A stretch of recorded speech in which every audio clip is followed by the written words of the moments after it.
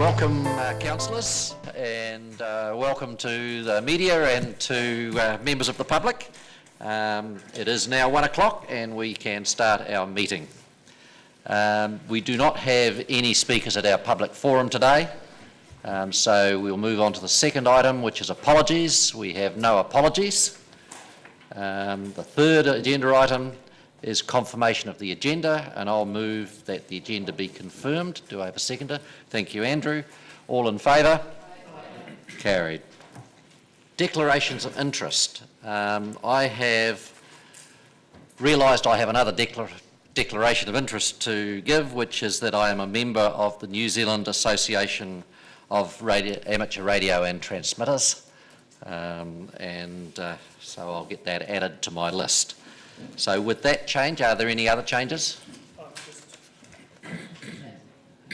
I've just updated my declaration of interest in a company owner of a new company, and that's been added but not to this list. Yep. Okay. Thank you. Councillor Anderson. Yes, I'm much the same actually. A new business company, and I've added to the list like Councillor Wiley. So they're new additions that are already on the list, but not in the printed correct attachment. Okay, thank you. Any others? If not, I'll move that the committee notes the elected members' interest register and makes the amendments as noted in the meeting. Thank you, Christine Gary as seconder. All in favour? Against? Carried. That takes us to an update on the energy plan, and I'd like to welcome Bill Fruin and Maria Iano up. Thank you.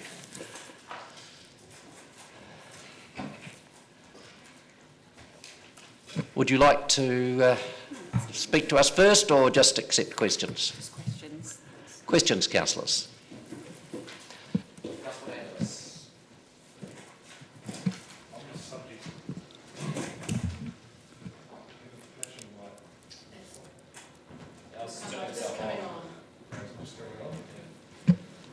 Check. Thank you. Through the chair, sorry to trouble you. On item 5, it talks about boosting the city's energy security and ability to adapt to change. Is one of the changes that you're going to adapt to a recognition of the uptick of distributed generation with solar power? Is that something that is on your horizon? Yeah, sure. So, through the chair, these 4 goals are reasonably generic, obviously. So they anticipate a wide range of potential changes, from the price of energy through to new technologies, and yet solar would be one of those. And given that there's a lot of new technology coming on stream, with all different kinds of solar panels. We've got Elon Musk doing all kinds of different roofing options, and now the Mercedes-Benz are coming in, partnering with a Californian company to do similar stuff. A lot of this basically is not particularly good news for existing large distribution networks, because it's all distributed generation. Are you also looking at the future of Aurora when you're talking about adapting to change in item 5? So we're not looking at that in such a specific way, but Aurora are a partner in the Energy Leaders Accord, which will be formally signed in June. So we would expect all the partners to be looking at their sort of future context as part of that accord. I might add to that, if I may, too, that Aurora is a particularly active participant in something called the Smart Grid Forum, which is looking at the potential long-term impacts on electricity networks of new technologies. And on the next page, it talks about Dunedin EV and directly undertaking the provision of EV charging infrastructure. I have sent an email a few days ago to which I still haven't got a reply. I was wondering, I understand that the charger in the Philor Street car park was vandalised about 3 weeks ago, and I spoke to the Delta technician at the time. He said it'd take a couple of hours to change the plug. That was 3 weeks ago. Do you know anything about when it might come back online? We're aware of the same set of facts. Okay, but no idea when it's going to be fixed? No, I couldn't answer that. Okay. Getting back to dark sky in the next section in the middle of that same page, 16, has there been any progress in promoting proper shading reflectors for all lighting in new builds through the building consents process? There has been a bit of stuff on the internet showing that where cities insist on shaded reflectors for all lighting for building consents, that can actually have quite a rapid flow-on effect for dark sky and also for lighting efficiency, because obviously it's inefficient to light the sky. Is there any progress towards making that a condition of modern building consents? I can't speak specifically to building consents, and my feeling on that would be that that is a nationally legislated space. But what has happened is, as you know, the transport team have committed to full shielding of all the street lights, and the Dark Skies Advisory Panel have been working for several months on a set of recommendations that will come to you, to the Planning and Environment Committee in June. And as part of that set of recommendations, one of them is around fully shielded outdoor lighting across the board, not just street lights. So that's for you to then consider where the council sits on that spectrum. Are you saying that it's not within our power to get our local building consent team to make shielding of lights one of the conditions? That's actually outside of my knowledge sphere, so I think that would be a question that we can take back to the consents team and come back to you on. But my understanding is that they're a very legislated space and we have limited local ability to make changes. If you could get back and clarify that, I'd very much appreciate it. There seems to be some quite good news regarding biomass on page 17 in the middle of the page. There's talk about the Southland project that has been very successful. Through the chair, I'm just wondering, could you tell us how, in what way it's been successful, and what have they been doing? It just says that this project, biomass project, is successful, but there's no detail. Could you just give us a wee bit more background? Through the chair, happy to elaborate on that to the extent I know about it. It's so it was a central government grant through ECA, $1.5 million to effectively Venture Southland was the intermediary. Venture Southland employed a couple of people, admin and an expert in the use of biomass in energy applications, mainly to replace coal in Southland for obvious reasons, health as well as wealth. And that person was effective in convincing a number of often schools, I must say, institutions, but also some private sector clients to make a switch from coal to wood fuel for the purpose of heating generally. And some part of that $1.5 million was a capital grant to help those institutions or customers get over the line in terms of capital investment in the new technology, in wood boiler technology. So that's how it worked. Okay, I understand that the capital hurdle is obviously a big one up front, but have also had reports of local schools here in Dunedin and other places that have made the switch and then found the cost of the fuel to be, quite frankly, unaffordable. Is there anything that we as a council can do, especially with ownership of city forests and the incredible amount of waste biomass that they leave in the hills? Is there anything that we can do to help that situation? Is City Forests, for instance, looking at getting serious about biomass? Yep, so as I understand it, the Department of School Education was primarily motivated to replace coal with wood for health reasons in schools, and one of the cheap ways of affecting that is to just do a sort of low-grade conversion of a coal boiler to accept wood pellets, which is basically a form of compressed wood, and that is expensive because it's a heavily processed form of wood, and there has been complaints from a number of schools, including Otago Boys, about the cost of pellets. As you say, wood chip is considerably cheaper. It's considerably less processing in it. It is just chipped and dried, stored, delivered, and that as a fuel source it is quite a bit different to pellets in its economics. Yeah. Finally, through the chair, are you aware that the previous energy manager we had, Neville Orton, went quite some way down the road of looking at a torrefication process for wood chip? Torrefication basically using waste heat from the landfill to treat the wood in such a way that it doesn't absorb moisture, therefore has a much higher calorific value, can be stored more easily. Has there been any progress made since, I think it was about 10 years ago, Mr. Orton was looking at the torrefication of wood chip? Has anything been done in that I'm area aware at of all? one private sector supplier of wood chip in Dunedin, in Kaikorai Valley, that uses a form of drying of their product. So it certainly happens, and it's certainly technically feasible from their perspective anyway. Right, torrefication isn't actually drying so much as it's actually heat treating the wood. Yeah, beg your pardon. Yeah, okay. All right, thank you. Yeah, thank you, Mr. Chairman. My understanding is that the scope of the Building Consents Team is governed by the Building Act, and they're unable to enforce things that go above and beyond that. So, to save staff time for going off and doing that. I have a couple of questions following on from Councillor van der Vis's points, and one is around, he mentioned the financial obstacle for small-scale biomass customers. Is it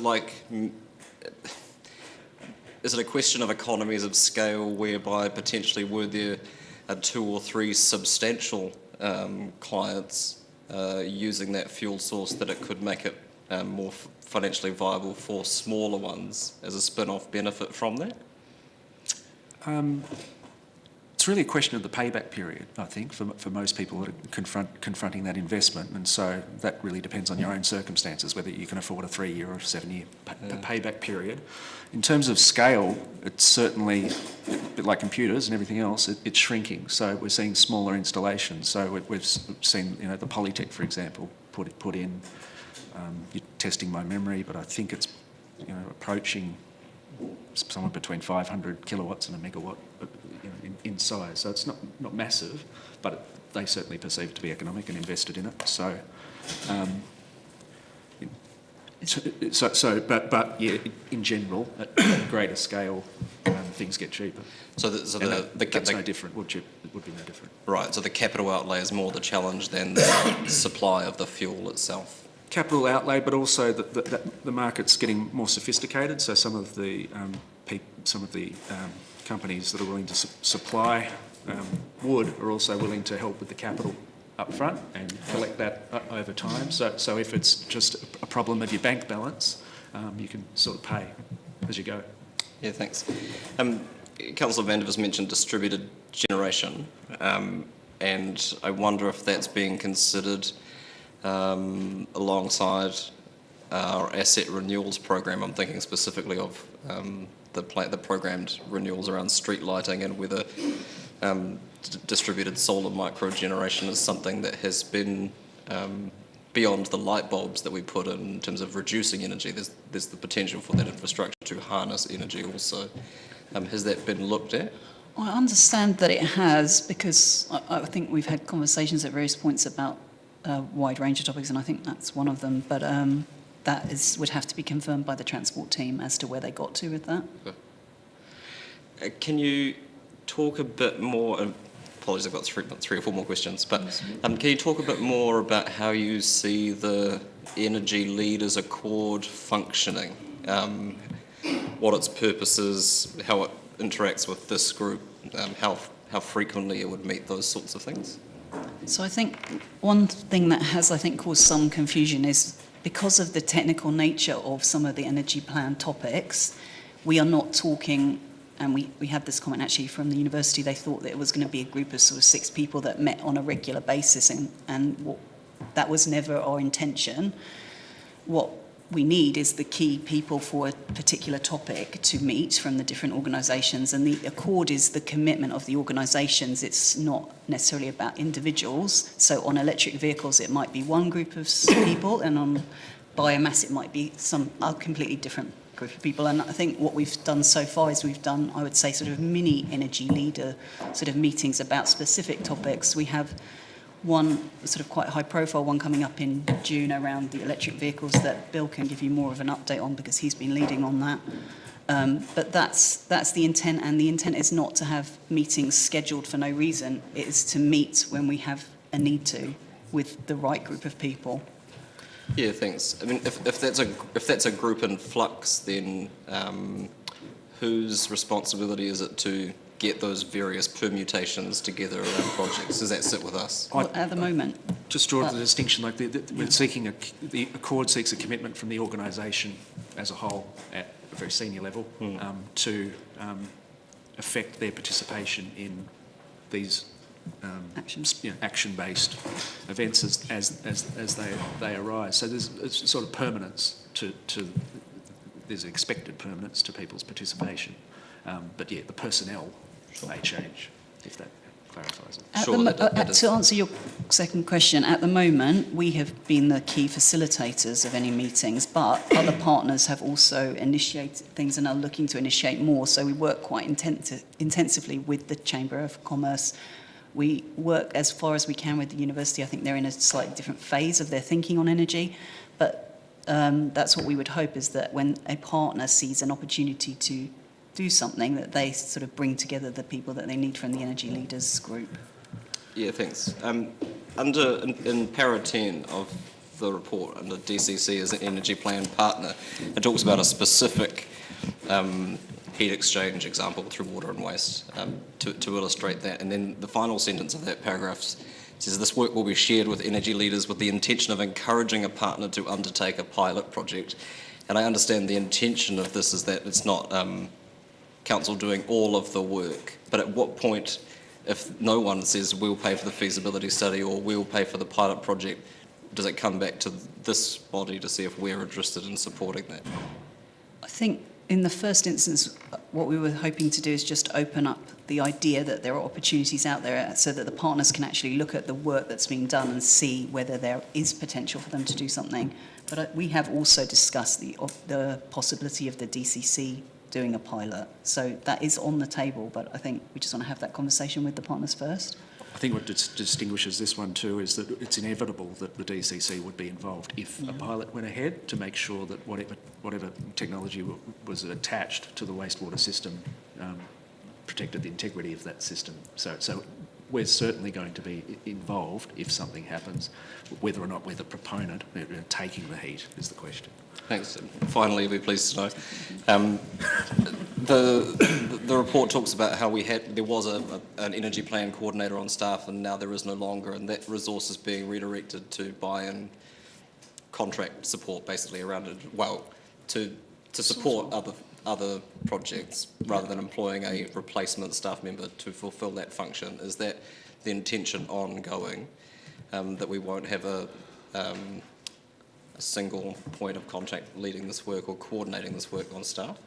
I think we learnt quite a few lessons, and I think there's a mix needed. This work can't go ahead with minimal resource. Like a staff resource alone cannot lead to action on projects. And so I think what we're looking at currently is potentially a hybrid, so some amount of staff time, but also using the budget, which is not massive for the sort of ambitions of the energy plan. Looking at a hybrid where we have some, small element of staff time, but also some actual budget for them to do things with, because I think the idea that a person without budget can deliver all of what's wanted is unrealistic. So that $100,000 figure includes staffing? Yeah. Thanks. Councillor Wiley, followed by Councillor Elder.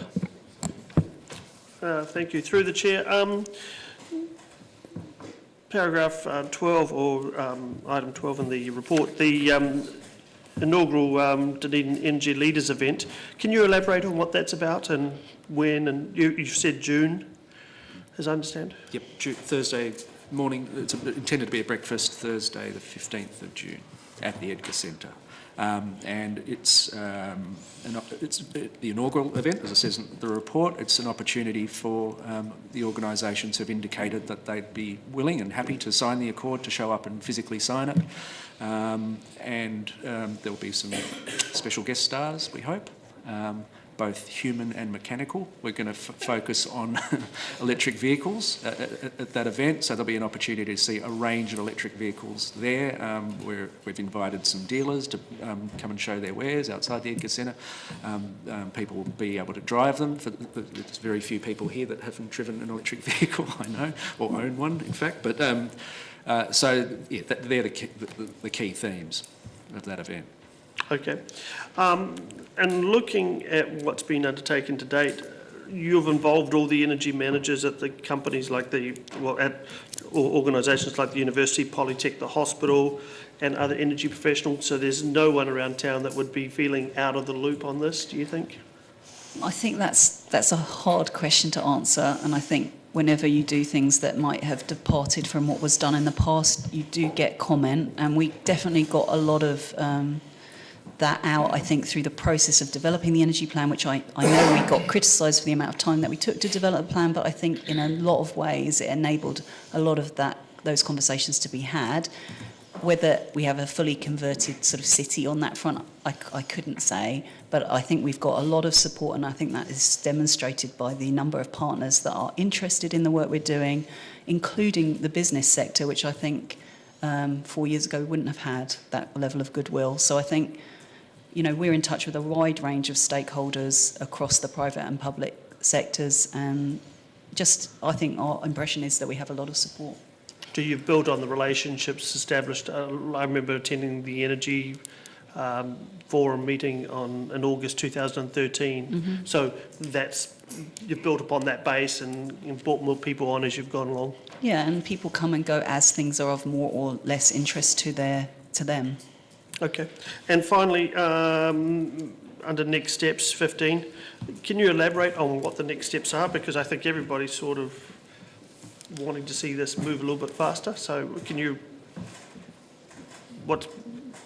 expand on that? I think we've set out some of the bigger things that are going on, and we have some projects that are in the sort of very early stages. So I don't know if do you want to speak to our district heating? No, I mean, perhaps I could ask you, Councillor, are you specifically talking about Enterprise Dunedin, or? Well, I could easily direct that to John and basically finding out what are the next steps and, moving forward, yeah. Yeah, so, I mean, the next steps are, as Maria said, basically continue with the actions that we've outlined under 12, paragraph 12, for example. There are others, so Maria was alluding to the potential for us to do some quite specific work on district heating with one or more specific partners. And as to how, I think Maria mentioned earlier that the mix of staff and money, we're talking with Enterprise Dunedin about where staff should be, how much staff, how much more money, or unlikely but less money we might contemplate putting to you as part of the long-term plan for this work. But essentially, there are very few actions that are not being progressed in some way or other. That's what I'm trying to say. I think it's difficult to give you a full list of all the things that are going on, because some of them are small and some of them are early stage. And so, Bill has been talking, for example, on that eco-contestable funding about working with ChargeNet, so they're a big infrastructure provider of electric vehicle infrastructure. But I think these things just take time, because we are saying work with partners, and also we have a limited amount of ability as one partner to act. The DCC itself, I think, maybe needs to look at whether it takes more of a lead role as one of the partners in doing things within our own organisation and our own operations.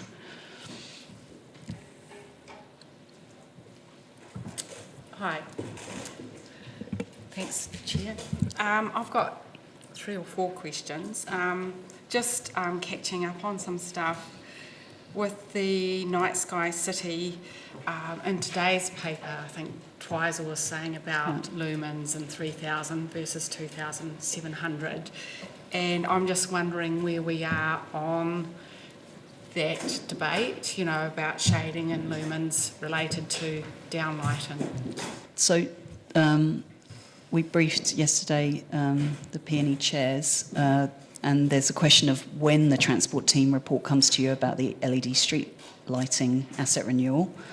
The Dark Skies advisory panel gave recommendations last year to the transport team that will be included in that report that comes to you, and they made specific recommendations around the Kelvin level of the lighting and the shielding, which to be fair, the transport team had already decided to fully shield the streetlights.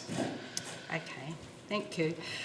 Now, the next question is related to Energy Fast Track, the development of local electric vehicle community rideshare scheme. I note on Facebook that one of the leading lights in the world at the moment, because it goes rather quickly, is a woman who's actually created a fantastic rideshare app, not just for electric vehicles, but for full stop.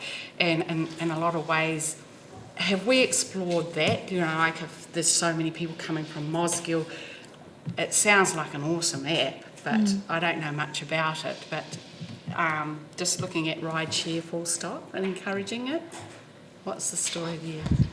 I wonder whether that question is best directed at our transport team, because I think when they developed the transport strategy and started to put together their action plan, they may have considered rideshare. I would imagine they have, so I can't answer to that outside of, that discussion.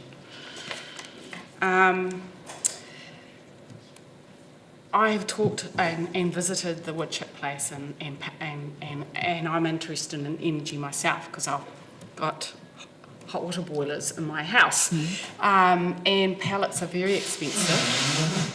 And I see that the government will have to pay 1.4 billion if they don't meet their criteria. Is it time for local government to lobby central government regarding assisting schools, for example, because I've been on a board of trustees and I tell you they're on tight budgets, about subsidising moving from coal energy to other forms of energy? I don't know. It's just a question. Yes, it's quite a hard question and a political decision as to whether to lobby. We have been having a small conversation with one of the schools who's feeling particularly in an interesting place about coal and wood chip. I can't really answer that. And I've forgotten my 4th question. Councillor O'Malley. Thanks, through the chair. Just a quick question on point 12 with the Energy Fast Track and the Blue Skin Resilience Community Trust. Can you just flesh out what that is? And are they, I noticed at the header is that these particular partner activities may attract DCC financial support. Are they looking for financial support for this project? Yes, they are. They are. And just to elaborate on what it is, it's an attempt to demonstrate the interconnection that Councillor Vandevers mentioned earlier between things like batteries, solar panels, electric vehicles, in a real-life situation with real-life customers, even to the extent where there could be a form of trading between those customers of excess energy that they may have produced via a solar panel and shared with someone else in that community. So that's what it's attempting to demonstrate. Obviously, BRCT, like us, is going to be dependent on technically proficient partners to make that a reality, and they have had some success in attracting those partners. I think they'd argue that in order to lock those partners in, they need to have some skin in the game, and that's why they're looking to us for some financial support. Councillor Hall, followed by Councillor Hawkins. With your biomass and wood chip, have you looked at how much product could be out there they can use and how much demand there is? Yeah, that's quite through the chair, quite a perennial question. So one of the things I neglected to mention, I think, in relation to Southland was potentially quite a large industrial processing plant shifting to wood chip, which would be a larger amount of demand for that type of wood product than has existed ever, perhaps. And that has caused people to ask the question, is there enough, basically, if this was to happen at mass? And the answer is usually from the wood suppliers, yes. And including, I guess, city forests in that, which is one of the sources that the sort of intermediaries rely on. So, yeah, the answer is yes, there has been thought about the demand. There's no alarm about running out at this stage. But Well, I was part of a feasibility study for a multinational, and if they were to build their plant, they were going to draw on every bit of waste wood within 100 kilometres of where they were stationed. And the nervousness was that if we create too much demand, it then becomes not a waste product anymore, and the price goes up. And that's where the problem is. We had the same problem when Moana Pool changed to LPG. Everybody was LPG. LPG is going to be so cheap. We threw out our electricity boilers because they were so expensive. We had LPG. Now we've got a problem because it's so expensive. If we change to wood chip, I was just talking to a company the other day who, when they started, LPG was cheap. They're looking at going to wood chip. They're going to be saving $5 million a year between LPG back to wood chip. Right. We may in fact be talking about the same company. I don't know. But Yep. But yeah, the point you make is well taken. It's in fact I'd maybe change my answer slightly. The problem with wood is probably not its quantity, the amount that's available, but whether it can be economically transported. That's what I was getting at. It's the cost of doing it then gets higher and higher because it's not a waste product anymore. That's right. Councillor Hawkins. Thank you, Mr Chairman. Just in following Councillor Elder's point and looking up the delivery partners listed that we have on our website under the Energy Leaders Accord, some notable absences, namely the Southern DHB and the Ministry of Education to go to the schools project, and particularly if we're looking at district heating options, it would seem crazy to not include Dunedin Hospital in the hospital zone, which will obviously still be downtown, in that conversation. So have we made an approach on them to be formally involved in this process? We haven't formally invited them, and maybe now is the time. I think that's a good reminder, and we can do that. Thank you. And also to Councillor Wiley's point earlier too, the Accord's not intended to be closed in any way. It is open to new members as they emerge. So just today we had an email from Rico, just very enthusiastic about the potential for them to join the Accord. Councillor Elder. Thank you. I remembered my fourth question.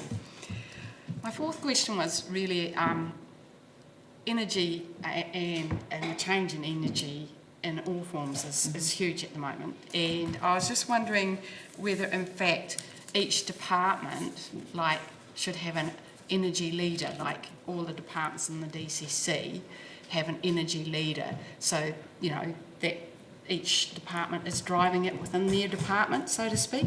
I don't know. It's just a thought.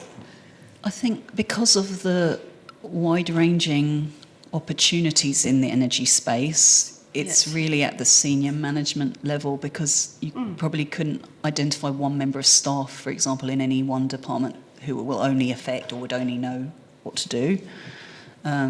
So I think the opportunity is at the senior management level, especially with going through the LTP process, to identify clearly what projects there are in the areas that may impact on our ability to deliver on the energy plan. So I think that is a key opportunity coming up in the next year to look for potential energy projects. Thank you.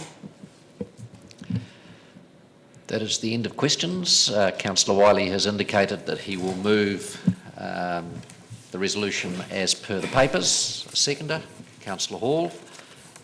Is there any discussion? If not, I'll put it. All in favour? Against? Carried. We're moving on to Dunedin hosting trends in 2018, and I'll welcome Bree Jones and Ryan Craig to the table.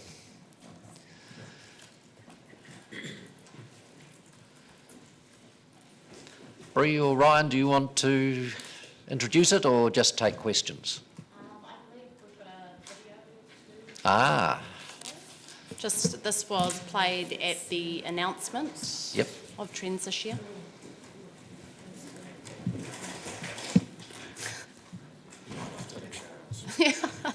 Too bit of dance.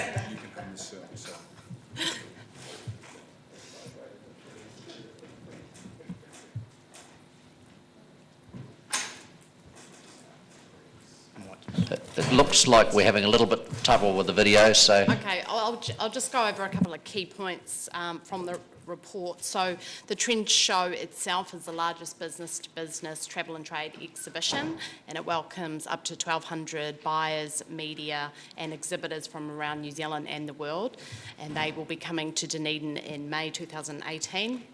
It's the first time it's been held outside of blue ribbon destinations like Auckland, Wellington, Christchurch and Queenstown, and it will be the first time back to the South Island since 2012. Dunedin positioned the conversation around hosting trends as a host region initiative in partnership with Waitaki and Southland, and that's predominantly because offshore, that's how we market ourselves.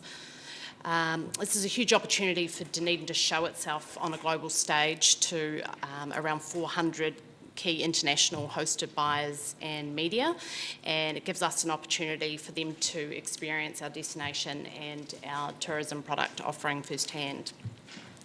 I guess to give you some perspective on the value of these buyers, so every Trends agent brings approximately 4,000 visitors to New Zealand per year, so that equates to around 1.5 million visitors a year.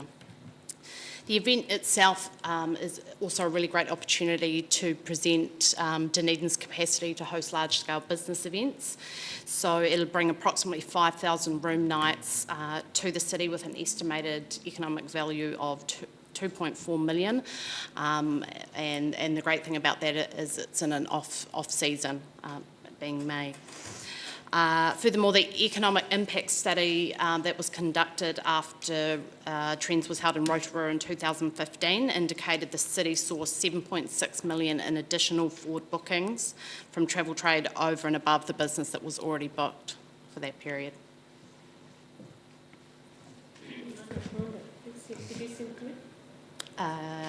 Yes, I sent it to Wendy, who was passing that on. All right, well, we'll start the questions. Councillor Lord. Actually, you did answer, thank you, Chair. You did answer the question when you were talking about the additional spend for Rotorua, but my question is, if 1,200 delegates to the city is about 2.4 million, and do you think it's reasonable to expect that we might get a similar response to Rotorua, or is like Rotorua particularly in that touristy market that will have got those people anyway? I mean, Rotorua is already a very iconic destination, and, Yep. and they have had a lot of support from the government as well. So, I mean, obviously, aspirationally, we would be hoping to reach those levels. But So, for example, I mean, it's simplistic, but if you get 1,200 delegates coming into our city next year, which provide about $2.4 million, to get 7.6, you're talking about maybe the expectation that these might sell between another 3,000 and 4,000 bed nights to the city. at the The 2.4 million for the 1,200 delegates, that's more in relation to it being a conference or an event as such. So it's the actual money spent by those 1,200 delegates, and it includes venue, catering, food and beverage, all that sort of thing. So, that's a different set of spend figures. So what might $7.6 million, say if we got the same as Rotorua, look like? Would that be how many visitors and over what time frame? 12 months or 18 months or? So that figure was over a 3-year forward booking period. The travel trade operates seasons ahead. So those figures were calculated on the 2 events. The 2015 event that Rotorua held for forward bookings up to 3 years ahead. TIA's position with this event, and because of the sort of pressures that we're seeing across the country, is to create regional dispersal, which is, it's great that Dunedin's the first city to take it away from those blue ribbon route destinations and have the opportunity to show off our region on a global scale. We would expect, because of that there will be fresh interest in a region that potentially a lot of those buyers haven't been placing business in. Councillor Hawkins. My question may be partly answered by the video, so if that's working, can we see that? It's got the Prince filter on, it's good. Oh.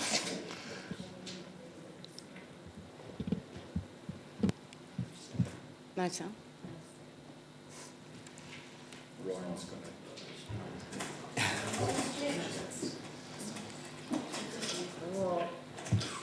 Colour's not that great.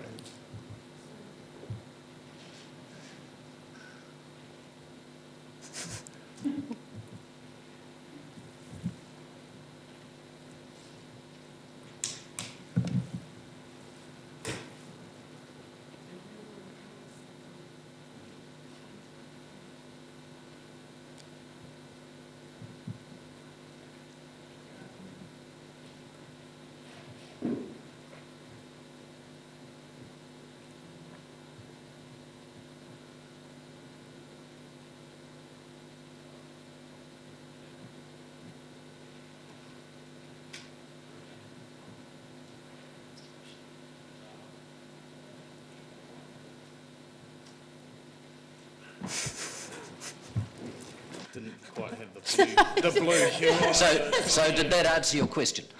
Probably lacked a bit of impact. Oh, sort of. I thought we were only going to have bike racks and penny farthings there for a minute, but pleased to see at least a nod to cycle tourism, given that we're committing to working with our wider regional partners in delivering this. The 200k that's gone into this is absorbed within the department, it says in the report. What would that have gone towards had it not been spent on this, or is there a pool of money specifically for recruiting top-line conferences? I guess we're working to a total budget of around 200,000, but a significant amount of that has been raised with bringing in partners like Venture Southland, Tourism Waitaki and Dunedin Airport. So, that total figure is not something that has just been absorbed by Enterprise Dunedin or the council, although we have requested some additional funds should we need it. Yeah, good, and good to see cheques being written around the region also. My other question really is just around what the barriers to entry for operators are to participate in trends in general, and whether we're looking at options for reducing those barriers given the opportunity that we have having it here locally next year. I think it comes down to product development, because this is a trade focused event, so they have to be export ready to be able to exhibit, because the buyers that come to this are there to write business and make bookings. So it's a case of anyone that has export trade ready product will be able to participate. Forgive my ignorance, but what makes an export ready local attraction? So typically that involves distribution chain, of which the buyers that are coming in are part of, and there are a series of commission structures in that chain to access those consumers offshore in long haul markets. So people have to have packages and product that have commission structures in them that will attract buyers' interest. So not only the commission attracts the buyers' interest, but it's how the packages are compiled that would interest those buyers' clients. So there are a number of operators in Dunedin who have been doing that for a number of years. We would anticipate across the South Island that having it in Dunedin gives more opportunity for South Island-based exhibitors and Dunedin-based exhibitors and Waitaki and Southland-based exhibitors who are trade-ready to attend, who have perhaps not been able to afford to go to the North Island to do that, because it is quite a substantial investment. Mayor Cole.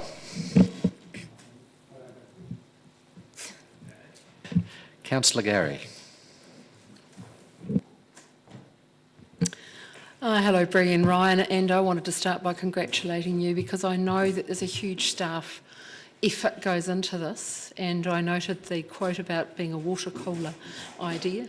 Some of those are the best ideas. So I was at a community boards conference at the time it was announced, and people came to me very excited from the regions about the fact that we have trends. So congratulations to you and the team. My question has been partly answered in the one that Councillor Hawkins asked, but I wanted to go on and ask, what do we need to do as a city to be ready for trends? Because there is a certain amount of preparedness that we would need to have. And as part of that, my second question is, how can we help more of our tourist operators be export ready for this? Because this is such a great opportunity for our city, and I don't think we really know the half of it yet. I guess in terms of the event itself, it is controlled by TIA. It is their event. However, we will work very closely with them to ensure that there's a lot of good local content from Dunedin and the region highlighted and showcased throughout the event. So it will be a huge undertaking, but they do have a professional events team that should help make it seamless and just allow us to be able to give input. So a further question to that would be, do you believe we have the staff resources to support that and be trends ready? I think so. As I said, they do manage most of the events. So, the part that we will have the most amount of influence in is all of the activities that the media and buyers and also exhibitors will get to attend. So we will work with them, and we will also establish a bit of a working group locally here involving our regions as well, so that we ensure that everyone's covered and that there are opportunities to give input where we think is required. Thank you. And my final question is, what feedback so far? Because there was a great amount of surprise. It was a very well kept secret, in fact, I thought. I'd forgotten. But have you had much feedback so far from local operators? Yeah, the feedback's been hugely positive, not only from local operators but from South Island operators and other RTOs, especially smaller regions, who are excited to see us lead trends out of the blue ribbon destinations into the regions. So that's quite significant for us as a city and a wider region, and for the South Island, especially to have it back in the south. Yeah, and I just adding to that, just with what Mayor Cole said in the announcement speech, is that it does send a message to the industry that regional dispersal is imperative now. Councillor Wilson. Thank you, and I echo congratulations to you on this. And I presume you had something to do possibly with the hype that went round a certain concert going on sale in 10 minutes, but as well. So some really good news coming out of the department. You've mentioned two other RTOs, and I'm just wondering the role of TCO, or Tourism Central Otago. They're a neighbour tourism RTO. Will you be working with them as well? So that was one of the early conversations I had on the floor at Trends this year in Auckland, straight after the announcement. Right. And so I have touched base with Glenys and the Mayor, Great. Tim up there. So there's a wider implication around how Tourism New Zealand form their international marketing alliances. So we have to consider that. At the moment, Tourism Central Otago have not chosen to be in Southern Lakes or in pure Southern Land, which is our international marketing alliance. So it's really a discussion that we'll have with our alliance partners and that we'll have with Tourism Central Otago and Tourism New Zealand. Okay, and it's an interesting point, because I think at one level, and I appreciate this is the export-ready product, I understand that at that very high level, but going down, there's they also have contacts with individual businesses that could be grouped together to do a commissioned product. And while you've said you do those discussions, I mean, that's the sort of thing that we need to workshop. A lot of businesses do not understand that market. Yep. And it's, will you be thinking about workshops very early on in order to get those products there? Because, and it has to be across by all of those regions, I would have said, all four. So we're having conversations with TIA and Tourism New Zealand. We've had the Tourism New Zealand Trade and Product team come down last year and do a workshop with operators. Obviously, we'll be looking at rerunning those workshops in the early new financial year, and we will be involving our current IMA partners in those. And obviously, Tourism Central Otago, we're part of that last suite of workshops with Tourism New Zealand, so we'd look, depending on how those conversations evolve, to involve them as well. Currently, there are a good group of tourism operators from the Otago Central Rail Trail and Tourism Central Otago that go with the RTO2 trends. So that's well represented there, and we've got our linkages from this end with them. And it's great. Councillor Wiley. Thank you. Through the chair, a question on page 23 under benefits, TIA to send targeted invitations to international education agents. Can you just expand upon that a little bit? I guess a number of these international agents already do have an education arm to them, so it's going to be great to have the opportunity to bring them into the city. But we, in early discussions with TIA, we did indicate this is a really important market for us, and they are happy to work with us to ensure that we are engaging the sorts of agents we want to come over. So obviously we'll work with Margot and anyone else that trying to identify who the key agents are that we want to invite out to the show and ensure that they're on the list. Okay. And also, Trends generally has been a bit of a hit and run show for many people. They come in, they attend Trends. How are we going to work on encouraging, whether it's exhibitors or the attendees and inbound operators, to stay another day or another night and to see more of the region? So Tourism New Zealand operate together with Tourism Industry Aotearoa a buyers for mill program that involves pre and post touring. So a lot of those buyers come out for longer than the period of the conference in Dunedin. So some of them are up in the country for up to 15 days, doing pre and post for mills before Trends and after Trends. There is an activity day and an activity afternoon on Thursday during Trends as well, where everyone will leave the building and go out to experience Dunedin, Waitaki and Southland experiences firsthand. Yeah, understanding that, are we going to try and showcase the region a little bit more? Because what I've heard from people that attended Trends on a regular basis is it's such a busy time that trying to get them to stay an extra night to see a lot more, so when they are going through their meetings and through the week that they go, actually I do need to see more of this or speak to these people a little bit more. And when you look at how we're showcasing it across essentially 3 regions, that one afternoon's going to be pretty tight. So are we actively engaging or already promoting people stay an extra night or arrive a day earlier? Yeah, I mean, as well as the afternoon you're talking about, there are the pre and post for mills, as Ryan's highlighted, but there has also been discussion for the other key regions, so as not to necessarily try and take people out of Dunedin to rush them through something as well, is that Waitaki and Southland will try and bring aspects of their region into Dunedin. So, that might look like a steampunk event at the Gasworks Museum or something along those lines. Councillor Elder.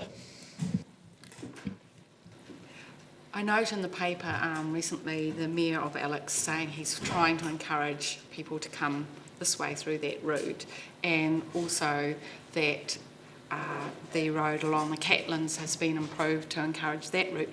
What's the ongoing work we do on a regular basis in meeting with like Central Otago, Southland and Waitaki, and what do you kind of see in that area?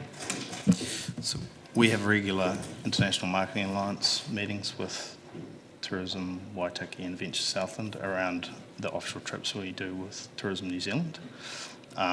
Tourism Central Otago, one of the conversations, aspects of the conversation I had with Glenys was around when and how they'll be announcing that touring route that's proposed at the moment between Queenstown and Dunedin, and really the ball's in their court on that one until they've made a definitive announcement on that. We'll obviously be looking at having more in-depth conversation with them when they do. Oh, cool, thank you. Councillor O'Malley. Thanks through the chair. First, congratulations on bringing us down to the city. My question's tangential, but it is related. Trends is often accompanied by a visit from the Minister, and it gets an enormous amount of media coverage. And we are all suffering from infrastructure requirement spends that usually get announced at Trends. So I'm wanting to make sure that we are obviously doing our best with this conference, but also taking into account that when we are asking government for help, this is a great venue for which they can announce it, and usually they like to announce it. And so will we be working to make sure that we're also getting forward our needs and hoping to, you know, influence government policy so that it'll be announced at this conference when they come through? It's an election in between, could be any government. I think we can engage with councillors around that more over the next 12 months as we shape up our role in this conference, and would welcome that discussion. Councillor Hawkins. Thank you. Just further reflecting on that video, and I kind of missed it given the unfortunate filters it was playing through, at least on that screen. But there did seem to be, in terms of celebrating place, a notable absence of mana whenua presence. And I'm seeking reassurance that we're going to do better than that in celebrating our local runaka through the conference itself and the associated collateral that goes with that, because frankly I think that's embarrassing.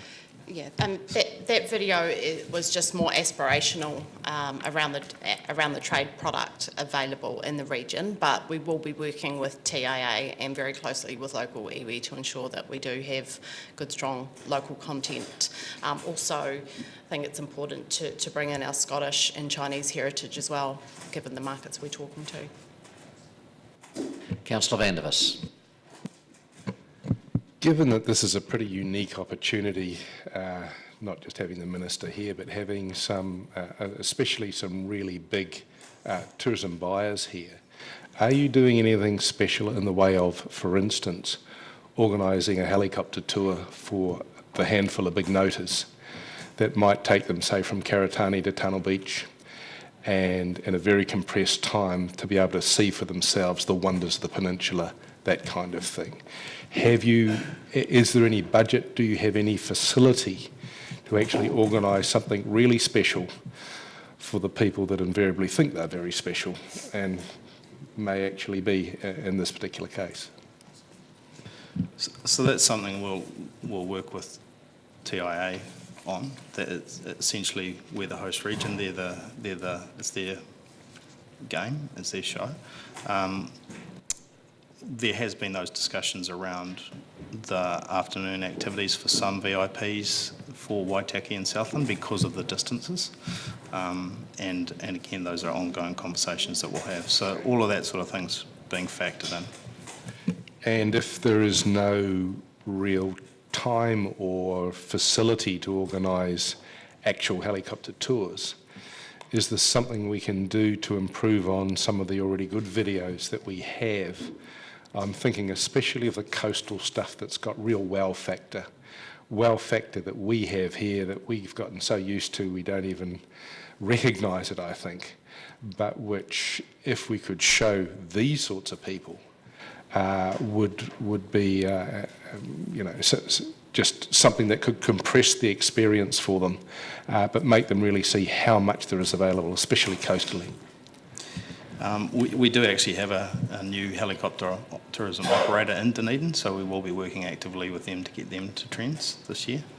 And we do a lot of aerial footage by drone now, so we do have the capability of... So there will be some updated video for them? We will likely cut some more video between now and Trends in May, absolutely. Great. Yep. Yeah, it would be lovely if we could see some of it as well. Yep. Thank you. We'll send you the link. There's been some beauty stuff on Facebook, I've noticed. Yeah, we'll also send you the link to that video that's not got the blue wash on it and a bit of sound behind it. Thank you. Yes, I had a follow-up question, but as Councillor van der Vos was talking, I was reminded of that expression of our ordinary is their extraordinary. And the follow-up question was to Councillor Wiley, talking about FMLs and so forth in post and pre. It's been my experience in the tourism industry that when Trends has been held in Auckland, that we actually get people down here for quite some time afterwards and sometimes before, but particularly post. Are we going to lose people from here up to Auckland or further, North Island venues, do you think? I think there's a bit of give and take in that equation. Sure. And obviously having them in our region is potentially a lot more give than take with that aspect to it, because my guess is that a lot of those people that maybe didn't have the time, and it's more time than money in those respects, to FML the Lower South Island when Trends has been held in the North Island, will now have the time and take the opportunity to FML the Lower South Island because they're actually here. So it's basically our turn. It's our turn.